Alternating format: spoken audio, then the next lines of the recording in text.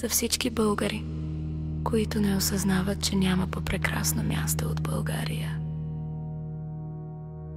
Не знам по-добре ли е или не навън, но знам, че всяка промяна започва отвътре.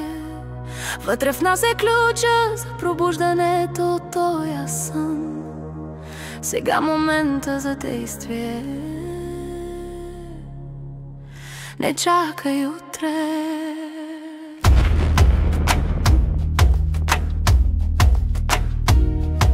Отварям си очите и душата, събуждам сетивата. Виждам вече в тъмнината, докосвам красотата, вкусвам свободата, помирисвам чистотата, чувам в тишината, не чувствам самотата, усещам стабилност под краката. Вече знам къде съм, аз съм в рая на земята. България, страната на сърцата, пълни с любов и наслада от живота. Не знам по-добре ли е или не навън, но знам, че всяка промяна започва отвътре. Вътре в нас е ключа за пробуждането от тоя сън. Сега момента за действие. Не чакай утре.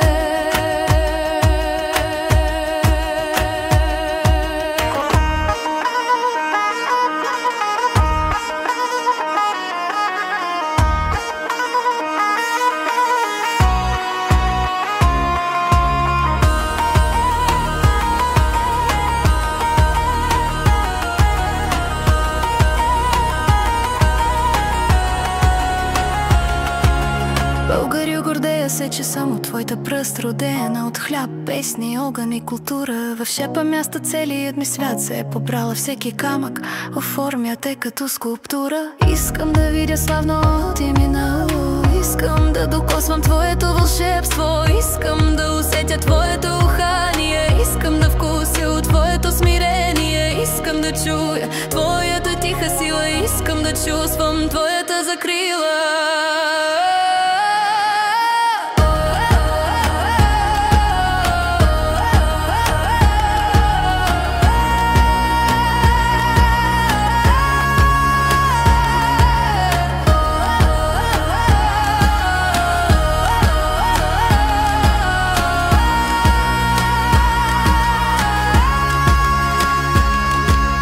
Вече знам, че най-добре е вкъщи, а не навън. Започна промяната отвътре. Пробуждам се от дълбокия ми сън. Златото, което дълго търсих, тук е.